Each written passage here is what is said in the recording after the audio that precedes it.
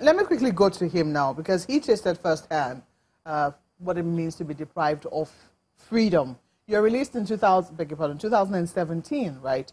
After a DSS panel found you innocent of every crime that you were accused of. Is that right? Yes, of course. So you were released then, but that was after a year and 3 months after you had been held. It's interesting that it was a DSS panel that found you innocent of all that you had been charged of. Did you feel any different, or would you have felt any differently if it was a court of competent jurisdiction that released you, or you did not care about however your freedom came? Yes. It's so unfortunate that President Buhari made such a statement, which he made in a democratic setting. Now to the question you asked me. Why do you say it's unfortunate? Yes, it's unfortunate in the sense that we know that the pillar of a democratic society is rule of law. Where you now subjugate rule of law for quote and unquote personal interest, taking into account the political dispensation that we are, we know that that will bring about anarchy in the land. Now to the question you asked, like rightly said, I would have even loved it that DSS take me to court, but having found nothing incriminating or what have you against me, they let me go.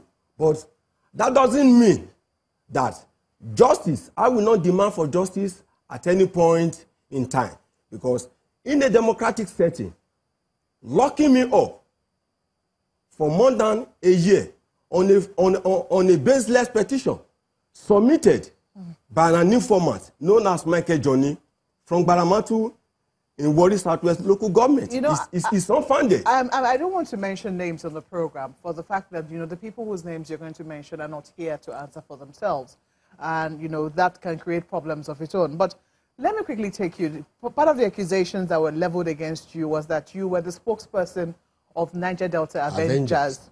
And we know the havoc that Niger Delta Avengers wreaked shortly after this government came into power. I mean, our oil production went down to as low as 700,000 barrels per day from, I think, 2.2 million barrels per day. The country was literally in a stranglehold.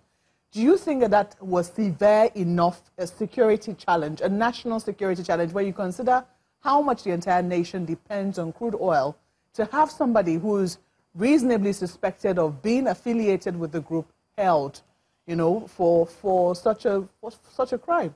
Yes. You see, what played out during Avenger crisis is giving dog a bad name to hang it. Having said that, why did you say it's giving a dog a bad name to hang it? Yes, you said that those people said that there's no name mentioning of names because they are not here to defend themselves. But what am I trying to say? No, I'm talking about the people who accused you. Yes. Yes, in terms of, that's in context in which I'm mentioning it. But I'm talking about the Niger Delta Avengers now. Yes. I'm saying that if indeed, I mean, we know the antecedent, what they did in the Niger Delta during a certain period, especially shortly after this administration took control. If indeed you were affiliated with them, for instance, do you think it would have been justified to have held you for that long? No. Why did I say no? Because we know that in a democratic setting, I have not come across it in any part of our law that empowers DSS to permanently lock people up. If, peradventure, I was a member of Avengers, the law is there. Take me to court. Let court judge me. But not for DSS to lock me up like a fugitive. Having said that, we have to look at what brought about Avengers crisis. And in as much as some of us will condemn the wanton destruction of our national assets, but we should look beyond what the destruction of national assets. Prior to Avengers coming on board, President Buhari, Mohamed Buhari, on May 29, 2015, said, and I quote, "I belong to nobody, I belong to everybody."